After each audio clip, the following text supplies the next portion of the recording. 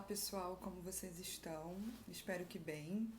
Voltei então para comentar algumas leituras recentes, leituras desse período meio limbo do começo do ano, tem um pouco de férias, um pouco de trabalho também. Vocês vão ver que as leituras que eu fiz têm um pouco a ver com essa sensação de começo mesmo e de transição.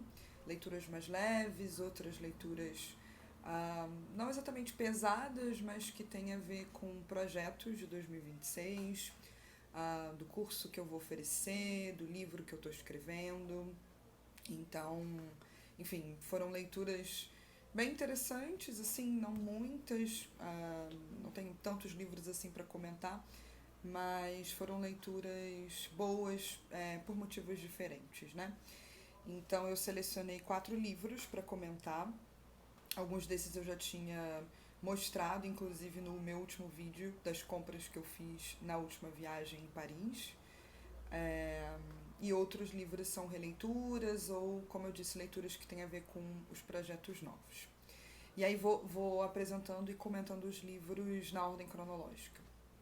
Então, o primeiro que eu li, mais aí entre janeiro e fevereiro, final de janeiro, começo de fevereiro, foi o Enfant Celle, de uma escritora, ensaísta e jornalista francesa chamada Laurent Bastide. É um livro super recente, foi publicado no ano passado, então não tem tradução ainda para o português. Não sei sequer se há interesse por parte de alguma editora brasileira de preparar e publicar uma tradução. Em todo caso, foi uma compra que eu fiz nessa última viagem, como eu disse, e motivada, assim, eu não conhecia ainda o trabalho dessa escritora, né?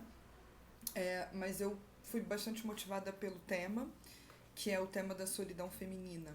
O título do livro brinca um pouco com essa ideia do enfim sós, e que é usada em contextos justamente em que você não está plenamente sozinho, né? E é dito no feminino, né? Célio. Então a gente poderia traduzir esse título como Enfim Sozinha ou Enfim Só, mas se traduzir por Enfim Só perde um pouco a referência ao feminino, que é importante porque é uma temática do livro, né?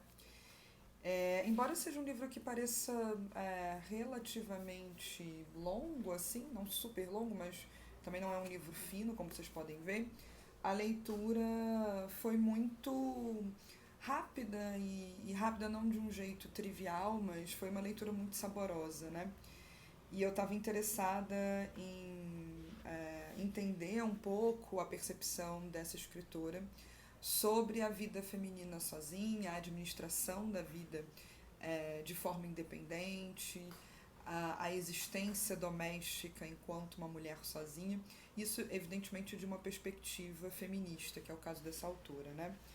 Então, em vários capítulos ela vai elaborando a ideia da solidão, não como algo ruim, né, mas algo que pode ser enfrentado e pensado e uma espécie de situação em que a mulher ela consegue, afinal de contas, acessar plenamente todas as suas possibilidades de existência, seja no sentido de desenvolver certos hobbies, certas capacidades, e, enfim, explorar essa sensação de ser plena sem precisar de outras companhias ou sem se ver realizada necessariamente em certas tarefas relacionadas ao cuidado, por exemplo, seja de uma família, seja de um companheiro ou uma companheira, né?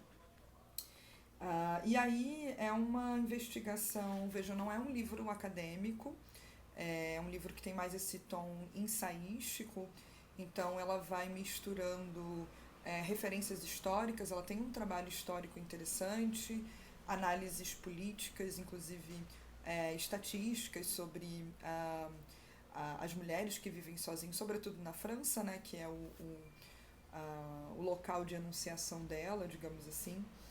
Mas, enfim, ela se baseia em vários estudos sociológicos também. Isso foi uma coisa bem interessante dessa leitura, porque olhar a bibliografia do livro foi uma coisa interessante também, porque ela vai referenciando vários trabalhos acadêmicos, né, pesquisas mais eruditas que vão pensar a existência da mulher sozinha, né. Tem até, inclusive, várias referências à filosofia. Eu fiquei impressionada, se eu não me engano, no primeiro ou no segundo capítulo.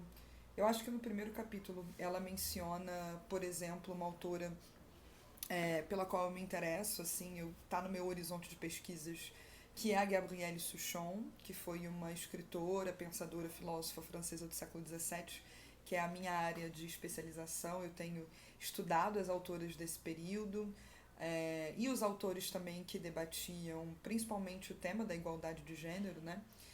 E a Gabrielle Souchon escreve alguns tratados morais, mas também um tratado sobre a vida para além do casamento, né? A vida enquanto uma mulher solteira, e ela, no século XVII, defende isso, né? Justamente como uma situação em que a mulher pode se educar, por exemplo.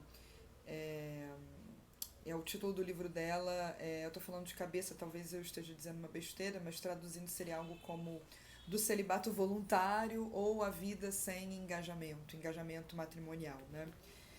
Então ela vai colecionando essas fontes que são muito bem selecionadas, assim, são bons trabalhos para construir o texto, sempre num registro interessante e saboroso de ler.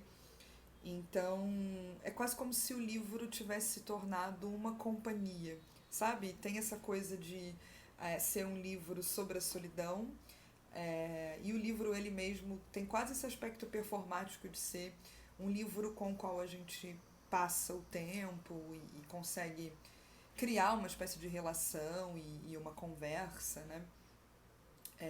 Vocês conhecem essa frase do Descartes em que ele diz lá no Discurso do Método que a leitura é como se fosse uma espécie de conversa com as melhores mentes dos séculos passados. E para mim esse livro ele foi quase como uma boa conversa, assim, com boas indicações e boas intuições, e ao mesmo tempo uma leitura muito apropriada para essa situação de férias, né, em que é difícil fazer leituras, às vezes se debruçar sobre leituras mais complexas. Então, foi inclusive um livro que me acompanhou em vários lugares geográficos, né? Em várias situações geográficas diferentes. Quando eu estava na viagem ainda, eu comecei a ler ele no fim da viagem na França, li muito ele no voo de volta para o Brasil e terminei ele lendo aqui no Brasil, né? Então, também tive essa experiência de leitura em trânsito, assim. Para quem lê francês, assim, eu acho que por enquanto, eu não pesquisei isso, tá? Não sei se o livro foi traduzido para outros idiomas, mas é uma leitura que eu recomendo. E fiquei interessada, eu tenho dado uma olhada no trabalho extra que a Laurent Bastide faz. Ela não é o primeiro livro que ela escreve, e na verdade ela tem um trabalho online, assim, ela tem um Substack chamado La Douceur e um podcast em que ela discute temas relacionados à saúde mental. É um pouco autobiográfico também, mas não é só autobiográfico. Ela indica leituras, filmes e música, enfim. Tenho achado interessante, tenho gostado do gosto dela, de acompanhar o trabalho dela. Então, eu vou deixar linkado na descrição do vídeo o link para o Substack dela e para o podcast que ela organiza. Então, essa foi a minha primeira leitura do ano, digamos assim, essa leitura mais de passagem. E aí eu já fui me orientando para leituras que tem mais a ver com o curso da pós, que eu vou oferecer nesse semestre na UERJ, junto com o professor Fabiano Lemos, que vai tratar de escrita autobiográfica e escrita diarística na filosofia, principalmente pensando também cartas, né, que foi um gênero textual que muitas mulheres usaram no século XVII, XVIII e XIX para adentrar, digamos, a cena filosófica.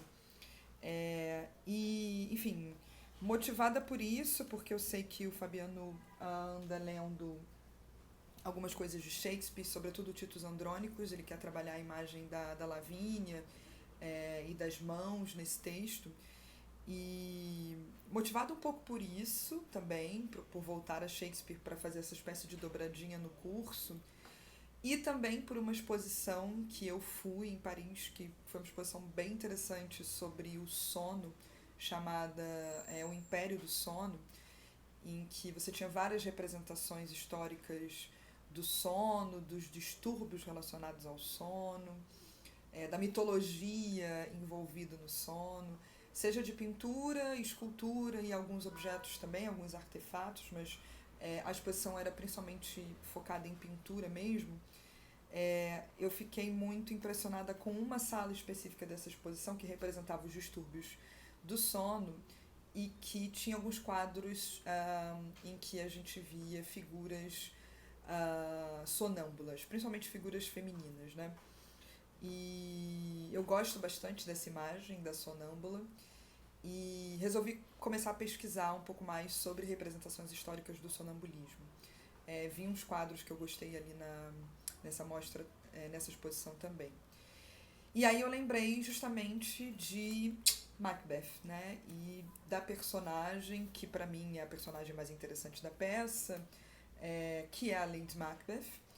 Vocês sabem que ela é referenciada na peça só como Lady, né? O Lady Macbeth a gente deduz pela relação dela com o personagem Macbeth, porque ela era a esposa, companheira do Macbeth. E fui ler Macbeth por causa disso, né? Por causa desse interesse pelo tema do sonambulismo, pela relação com Shakespeare e a possibilidade de pensar a figura feminina também, o que ela representa ali na economia da peça, né? E eu já tinha lido Macbeth antes, eu acho que é uma das minhas tragédias favoritas do Shakespeare. É uma peça muito violenta e ela mistura muita assim, carnificina, violência, disputa política e também um certo jogo com o sobrenatural. Então há várias figuras de transição e que habitam esses entrelugares, né? Então vocês sabem que a peça ela abre com a figura das três bruxas que vão numa cena posterior encontrar dois personagens, né, Macbeth e Banquo, e vão profetizar o futuro do Macbeth como rei. Então tem essas figuras que comunicam uma certa mensagem, que têm acesso ao futuro. A peça também tem fantasmas, tem a figura da sonâmbula que é registrada ali na cena, se não me engano é no ato 5, na primeira cena do ato 5 é a cena em que a Lady Macbeth aparece tendo o seu episódio de sonambulismo, né? E tem testemunhos, né, ali da cena, afinal, para descrever uma cena de sonambulismo a gente precisa de testemunhos em geral, porque a pessoa que tem a experiência do sonambulismo não adquire a memória do que se passou, mas ali é bem interessante porque um médico, né, um homem de ciência, observa o episódio de sonambulismo dessa lady, da Lady Macbeth, e diz que ele não tem conhecimento suficiente para dar uma resposta, para dar uma solução, para fazer uma descrição correta da cena que se passa diante dele. E ele associa, então, esse evento a algo de divino, algo que não diz respeito à ciência. Então, é mais um dos signos sobrenaturais que vão assombrando aqui e lá o contexto da peça. Então, ela é muito sedutora também e muito, a peça como um todo, né? Muito encantadora por conta desse flerte com o inexplicável, com coisas mais, digamos assim, da ordem da obscuridade, né? E foi uma ótima releitura e foi a primeira vez que eu fiz algo com Shakespeare, que foi procurar edições mais críticas para ler com um olhar um pouco mais técnico e fazer comparações com o original. Eu li nessa edição aqui da Penguin, que tem uma boa introdução, enfim, eu não comparei em detalhes a tradução, mas as cenas em que me interessavam, né, que são as cenas em que a Lady Macbeth aparece, eu fui verificar no original e é uma boa tradução, pelo menos nessas passagens. Eu tenho várias coisas a dizer sobre essa figura. Eu ainda estou pensando e lendo a bibliografia secundária sobre ela. Eu tenho a impressão de que Shakespeare na literatura inglesa, de língua inglesa, deve ser algo como Platão é na filosofia. A gente tem uma bibliografia imensa e que esmaga a gente na hora de estudar, né? Então tem uma bibliografia muito vasta sobre a figura da Lady Macbeth. Evidentemente eu não vou ser capaz de ler tudo, de esgotar os temas, mas eu quero me informar um pouco melhor para estudar essa figura, inclusive porque não só eu quero usá-la para pensar a ideia de intrusa, que é uma ideia que me persegue já há algum tempo, a intrusa na filosofia, a intrusa que é essa figura feminina que ocupa um certo espaço que não deveria. A sonâmbula, se vocês pararem para pensar, ela ocupa esse lugar, né? Ela não está nem ao mesmo tempo desperta, nem plenamente acordada. Ela se movimenta, ela dá sinais de vigília, porque ela fala, mas ao mesmo tempo ela não tem uma plena consciência e um controle pleno, voluntário, digamos, dos seus movimentos, tampouco da sua linguagem. Ela é muito espelhada com a figura das bruxas que aparecem nas cenas iniciais da peça, porque o banco vai olhar para as bruxas e vai dizer: vocês parecem mulheres, mas vocês são barbadas. Então eu não sei que tipo de criatura vocês são. Então, do ponto de vista de gênero, elas têm também essa situação que é imprecisa, né? Que é um interlugar de gênero.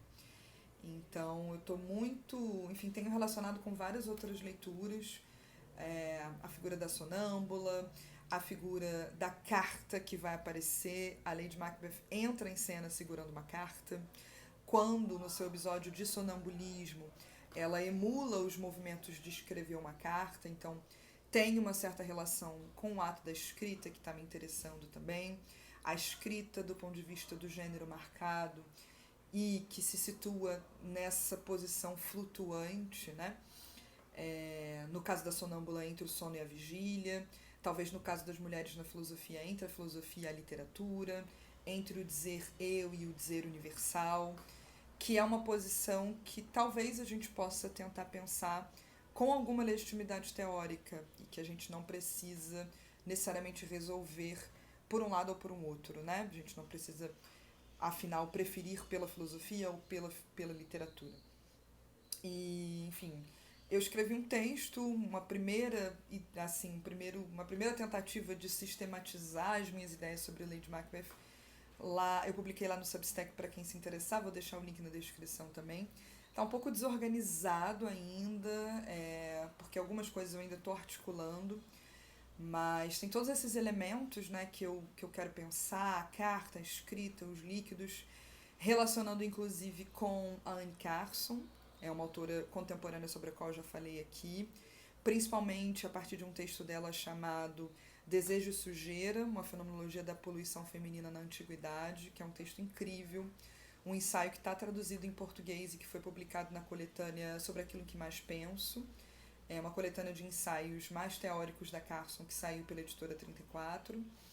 E é um texto em que ela discute justamente o modo como a mulher era figurada na antiguidade, como essa figura de poluição e justamente como a figura que secreta certos líquidos e que ocupa um espaço intermediário e que acessa certos espaços e que diz certas coisas que não deveriam ser ditas, né? Ela tem essa definição, a Carson, de sujeira como matéria fora de lugar, e eu tenho gostado muito de pensar essa definição para investigar o que é a escrita feminina, né? Se é que há algo como uma escrita feminina, uma ideia com a qual eu também tenho as minhas desavenças e as minhas tensões.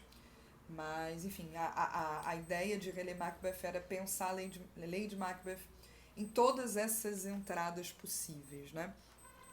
E aí isso tem a ver também com o livro que eu estou escrevendo. Eu não quero fazer um capítulo sobre Lady Macbeth especificamente, mas eu gostaria de, quase como a figura das bruxas que aparecem no começo da peça, né, do Macbeth, e conjuram alguma coisa e fundamentam de alguma forma essa peça, eu queria escrever uma introdução brevíssima, apresentando todas essas ideias sobre Lady Macbeth que eu apresentei para vocês, para que ela fosse a conjuração do texto, sabe? Como se ela fosse o fundamento desse livro. Não vou adiantar muito sobre o livro ainda, porque ele ainda está em fase de confecção, mas vou dizer só que ele sai esse ano ainda. que, enfim, estou bastante animada. É um livro de ensaio sobre filosofia e literatura, em que eu comento só obras escritas por mulheres, e que reúne um pouco essas ideias que eu venho já trabalhando há algum tempo sobre escrita de produção feminina. Estou bastante animada para isso, mas enfim, é um outro projeto e eu vou em algum momento voltar a ele e falar mais sobre ele aqui, no formato de vídeo também. Bom, que mais? Tem mais 2 livros para comentar. Eu li o livro da Luciene Azevedo chamado Pensar a Ficção Hoje. A Luciene Azevedo é uma professora da Federal da Bahia, aqui do Brasil, do Departamento de Literatura. Eu descobri o livro dela por conta da coleção, que é a coleção Micrograma, de uma editora aqui do Rio chamada Papéis Selvagens, uma editora muito interessante que publica literatura, ficção e antropologia, sobretudo. Eles têm várias coleções e eu indico muito que vocês explorem o catálogo deles. É uma editora independente, mas que tem assim títulos hiper selecionados e, enfim, de coisas muito interessantes e de produções contemporâneas, sobretudo. Essa coleção chamada Micrograma é uma coleção de livros bem breves, vocês estão vendo que são bem pequenininhos. Eu tinha conhecido já o livro Dia Após Dia Após Dia, Ler e Escrever Diários, do Felipe Charbel, que é professor da UFRJ do Departamento de História. Ele escreveu esse livro em que ele investiga a forma do diário. Na época em que eu estava estudando diarística, foi uma fonte importante para mim. E aí eu fui verificar os outros livros que estão nessa coleção e cheguei nesse livro da Luciene Azevedo, né, Pensar a Ficção Hoje. Foi uma leitura de férias também, é um livro pequeno, e gostei muito desse livro, viu? E quero, inclusive, fiquei animada para usar como bibliografia para o curso que eu vou oferecer na pós-semestre que vem. Porque ela está lidando aqui com temas que são muito debatidos, né? Em quem está interessado em ler, em pesquisar literatura contemporânea, que é essa penetração do discurso autobiográfico, do discurso em primeira pessoa, que vai ser chamado por alguns teóricos de processo de desficcionalização da literatura, né? Esse movimento que a literatura contemporânea tem feito já há alguns anos, de se conectar com algo que está fora da literatura, com o extraliterário, às vezes até com o antiliterário, ou seja, com aquilo que domina, aquilo que faz parte do domínio do real e não tanto do domínio da ficção, né? E, na verdade, então, o livro é composto por 2 artigos, que são... 2 artigos, eu estou vendo aqui a ordem dos capítulos, mas o primeiro é uma introdução, né? 2 textos chamados, né? Primeiro, Sair da Ficção Escrevendo Sobre Si, com o tema do uso da autobiografia, e um segundo texto chamado A Ficção e o Documento, que é sobre a assim chamada guinada documental na literatura, o uso de documentos exteriores para a ficção, e que é bem interessante também, embora eu tenha me interessado muito mais pelo primeiro ensaio e pelo potencial filosófico que eu enxerguei nele, do que pelo segundo ensaio, embora ele seja interessante também.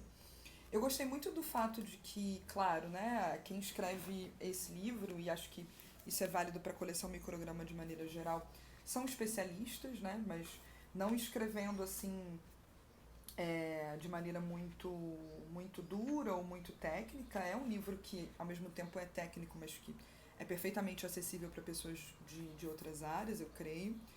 Mas ela dá muito estofo teórico para as discussões que, às vezes, a gente encontra por aí pouco sistematizadas, sabe? Pouco organizadas e com pouca base teórica.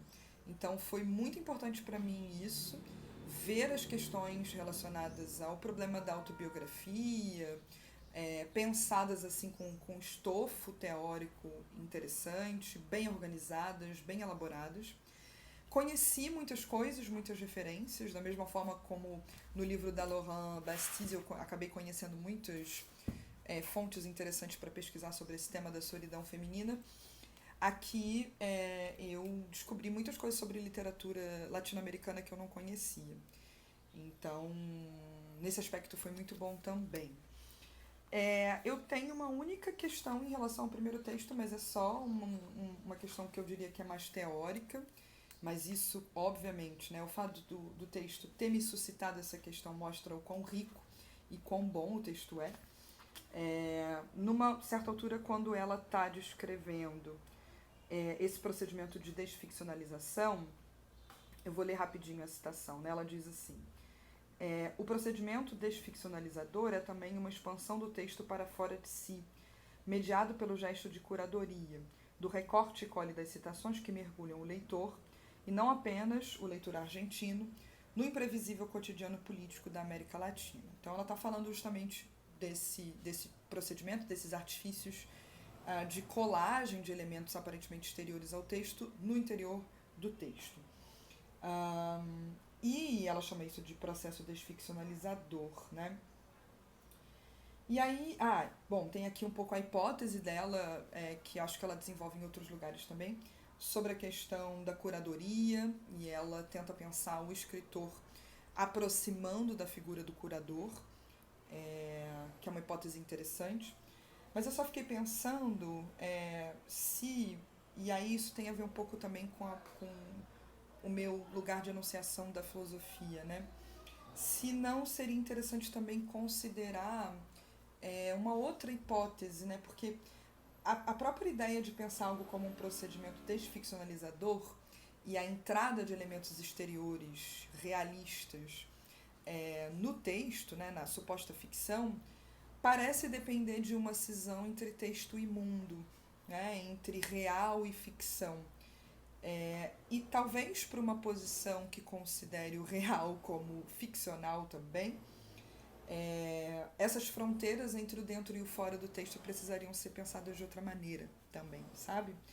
Então, quer dizer, a minha pergunta existiria processo desficcionalizador se a gente partisse de uma ontologia, de uma metafísica, são palavras carregadas, né? Mas de uma certa consideração diferente do real, de uma certa consideração não realista do real, né? Isso foi o que eu fiquei pensando a todo tempo em que eu li o texto dela, né? E acho que essa definição do real, o texto incita a gente a pensar, afinal de contas, o que é uma definição do real e, consequentemente, como é que a literatura se relacionaria com esse real ou com essa ausência de real, né? Afinal, não existiria processo desficcionalizador se o real fosse ficcional também, é um pouco isso. Uma última coisa sobre o livro dela, para quem se interessa por esses temas, que são alvo de muitas polêmicas, né, recentes, eu diria que ela tem uma posição... Otimista não é a palavra certa, mas como ela tem uma leitura muito técnica e muito bem fundamentada dos desafios, né, envolvidos nessa questão da autobiografia, ela tem uma posição menos inflamada e encolerizada, digamos assim, de como a gente está acostumado a ver muitas vezes nesse debate, sabe? Então é muito legal acessar esse tipo de texto, sabe? Um texto que faz um trabalho teórico bom, com boas fontes, boas referências, boas reflexões. Então, não poderia recomendar mais esse livro, assim, para quem se interessa por teoria da literatura, debate sobre autobiografia no mundo contemporâneo, quem quer conhecer melhor essas fontes. Esse é um trabalho muito bem feito, muito rigoroso mesmo. E minha última leitura de fevereiro, essa foi uma leitura só de fevereiro mesmo. A Vida Material, de Marguerite Duras. Por que eu resolvi ler este livro? Por conta da Laurent Bastide. Ela cita uma passagem que eu gostei muito do La Vie Matérielle, do A Vida Material da Duras, em que a Duras está falando sobre a existência doméstica e ela faz uma lista, uma tabela mesmo no livro de todos os produtos minimamente necessários para a administração, para a boa existência numa casa, né? Produtos de alimentos. E eu gostei muito disso, achei que é interessante, inclusive do ponto de vista estético. E aí, por acaso, eu fui numa livraria, já aqui no Rio, umas semanas atrás, e vendo a seção de livros em francês, eu me deparei com esse livro. Eu falei, bom, acho que é um sinal, vou comprar e vou ler. E foi uma leitura de carnaval, passei o carnaval bastante tempo com esse livro. E eu diria o seguinte, eu tenho sensações muito conflitantes, assim, sentimentos divididos sobre esse livro. Não é meu primeiro livro da Marguerite Duras, O Amante foi uma das primeiras coisas que eu li em francês quando eu estava estudando francês, aprendendo francês, há alguns anos atrás. Eu lembro que eu gostei muito, depois eu li La Maladie de la Mort. Todos esses livros estão traduzidos, tá? Inclusive A Vida Material está traduzido pela Bazar do Tempo. O Amante e a Doença da Morte, acho que ficou traduzido assim. Não tenho também o título exato da tradução em mente. Eu acho que esse livro tem passagens maravilhosas e que me conquistaram muito. Eu adoro, no geral, a escrita da Marguerite Duras. É uma escrita sedutora, passional, como ela parece ter sido. E aí eu recomendo que vocês leiam, para quem se interessa pela figura da Marguerite Duras e gostaria de ter uma visão um pouco mais sinóptica da obra e da vida dela. O verbete sobre Marguerite Duras, escrito pela minha amiga Cassiana Lopes, que está publicado na Enciclopédia Mulheres na Filosofia, e ela tenta dar uma abordagem mais conceitual da Marguerite Duras como filósofa, como pensadora das paixões e do erotismo, sobretudo. Eu fui ler o texto da Cassiana para entender um pouco melhor a Duras, algumas coisas fizeram mais sentido, e conversando com amigos também, eu acho que a Duras tem uma coisa muito interessante, que é uma literatura que é bastante além do bem e do mal, sabe? Quase amoral, em relação ao poder das paixões, e sobretudo do amor, né? Acho que é uma escrita muito orientada ao poder violento e despótico do amor, e isso se sente no estilo que ela elabora para ela mesma, no estilo de escrita, nos temas e nessa tentativa de borrar certas fronteiras, sabe? Ela não está no meu horizonte de pesquisa para esse estudo sobre a escrita feminina, mas acho que ela tem uma escrita que daria para se colocar nesse sentido de escrita feminina que eu estou perseguindo, que é uma escrita fora de lugar, sabe? Acho que ela é uma escritora bastante fora de lugar. Então, ao mesmo tempo em que esse livro, que é um livro composto de fragmentos, me conquistou em muitas passagens, em outras ele me entediou um pouco. E outras vezes ele até me irritou. Então vocês vejam que eu tive muitos sentimentos, assim. A Duras, às vezes, tem umas passagens... Talvez eu tenha lido com má vontade, mas umas reflexões sobre gênero que eu acho um pouco descabidas e até essencialistas, tanto para o masculino quanto para o feminino.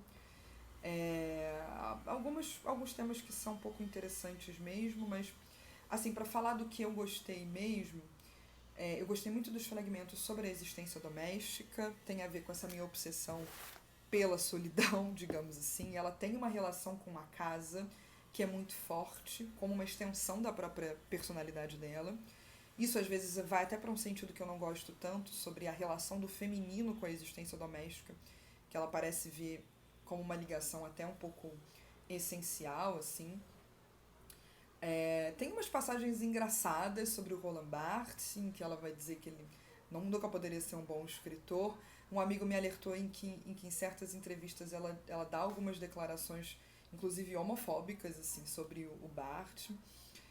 Mas aqui no livro eu achei que ela estava um pouco...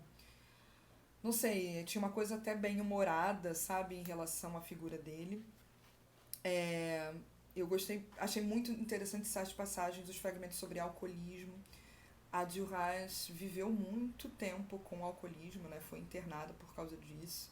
E ela descrevendo a relação dela com o vício, achei muito forte, muito violento. E gostei de duas passagens específicas que eu queria ler, inclusive aqui. Vou até colocar meu óculos. Em português vou ler... duas passagens que eu achei muito bonitas, né? As passagens que mais me conquistaram no livro dela. Uma primeira logo no começo do livro, que se chama A Autoestrada da Palavra. Ela diz o seguinte: nesta espécie de livro, que não é um livro, queria falar de tudo e de nada, como em um dia qualquer, ao longo de um dia como qualquer outro, banal. Pegando a imensa estrada, a via geral da palavra, sem me deter a nada em particular. É impossível fazer isso, sair do sentido, não ir a parte alguma, apenas falar sem partir de um ponto estabelecido de conhecimento ou de ignorância e chegar, por acaso, ao tumulto das palavras. Não se pode. Não se pode saber e, ao mesmo tempo, não saber. Então, este livro, que eu gostaria que tivesse sido como a estrada em questão, que tivesse ido a toda parte ao mesmo tempo, seguirá sendo um livro que quer ir a toda parte, que vai a um só lugar por vez, e que regressa e volta a partir, como todo mundo, como todos os livros, a menos que se calem. Mas isso já não se escreve. Eu gosto muito da união entre forma e conteúdo desse texto, o modo como o fragmento se chama Autoestrada da Palavra e a gente tem quase a sensação de percorrer uma autoestrada da linguagem à medida em que a gente vai lendo. Tem uma escrita em fuga, em fluxo, que sempre que eu identifico em autoras e autores eu gosto bastante. Tem o tema do livro, que está me tocando muito mais recentemente, o modo como ela descreve esse livro, que vai para todos os lugares e que, enfim, é o poder da linguagem, né? O poder de deriva da linguagem que ela consegue estabelecer e materializar aqui nesse fragmento que é tão curto. Eu acho muito impressionante e muito bonito ao mesmo tempo. Então, esse trecho aqui com certeza vai ser um desses trechos que eu vou carregar comigo por algum tempo, sabe? E tenho até pensado se não colocaria na epígrafe do meu livro, porque tem a ver com o modo como eu tenho pensado o livro e como eu tenho pensado esse projeto mais recente de escrita, né? E aí, a outra passagem tá lá no final, eu vou ver se eu consigo achar aqui. E aí foi bom, porque eu também já estava... Não foi fácil, não é um livro longo, vocês estão vendo, mas a maior parte do tempo a escrita foi me entediando. E aí, no final do livro, quando eu encontrei essa passagem, foi muito bom ao mesmo tempo, porque aí isso me reconquistou, né, pro texto. O penúltimo fragmento é bem rapidinho, ele chama As Cartas. Eu também escrevi cartas, como Ian para mim, por 2 anos, para alguém que nunca havia conhecido. Então Ian chegou. Ele substituiu as cartas. É impossível ficar sem nenhum amor. Ainda que restem apenas as palavras, continuamos vivendo o amor. A pior coisa é não amar. Acho que isso não existe. Tem um dado biográfico importante aqui, que é a relação dela com Ian, para quem ela escreveu inclusive um livro, cujo título é o nome completo dessa pessoa, né? Eu não me lembro de cabeça agora, mas também está traduzido para o português para quem se interessar. Que foi um homem com quem a Marguerite Duras se relacionou por muitos anos e que era muito mais novo do que ela, né? E foi chocante para a sociedade da época. Ele era um homem 38 anos mais jovem que ela. Então ela menciona ele aqui, menciona o fato de que ela parou de escrever as cartas quando ele chegou, ele substituiu as cartas. E acho muito bonita essa relação de amor que ela constrói com a linguagem, com o ato de escrever cartas. Então, se não há alguém para dedicar esse amor, esse sentimento, essa paixão, esse amor vai ser produzido na linguagem e não em qualquer gênero, mas no gênero epistolar. E ela fala outra coisa que eu acho também muito bonita, que é manter cartas com alguém que ela nunca conheceu. Então, é impossível ficar sem nenhum amor, ainda que restem apenas as palavras, né? Então, tem essa relação, de um lado, ou bem a gente tem o amor, a paixão, ou a gente tem as palavras que produzem por elas esse amor e que produzem, não em qualquer texto, mas nas cartas. Então, como eu também gosto muito de cartas, eu gostei muito desse trecho aqui. Eu fiquei com muita vontade de ler mais a Duras, depois dessa sensação que eu tive ao ler esse livro. Como eu disse, esses sentimentos muito mixed feelings, né? Muito conflitantes. Eu tenho alguns livros da Duras traduzidos aqui, o livro dela sobre o Ian, e eu tenho o A Dor. E eu tenho pensado que eu quero ler o A Dor em breve. Eu acho que essa vai ser a minha próxima leitura de Duras. E pensando nessa apoteose da paixão e apoteose do amor que é tão característico da literatura dela, como parece ser, né, pelo que eu li lá no verbete que essa minha amiga Cassiana escreveu para o blog Mulheres na Filosofia. Bom, então esses são os livros que eu li recentemente. Tá aqui a minha pequena pilha. Tenho lido outras coisas, não sei se terei tempo e energia para voltar aqui para comentá-las, mas gostei, assim, desse momento de leituras que tem a ver com interesses variados, né? Interesses mais existenciais, interesses mais teóricos e acadêmicos, embora nunca seja só teórico e acadêmico e nunca seja só existencial, as coisas estão sempre se misturando. E é isso. Espero conseguir voltar numa próxima para comentar outras leituras. É um exercício que eu tenho gostado de fazer e de saber de vocês também, se vocês já leram esses textos, se vocês têm leituras diferentes, o que vocês acham da Marguerite Duras, se é uma escritora que vocês gostam também ou não. Então, até uma próxima, quem sabe, e obrigada por assistirem.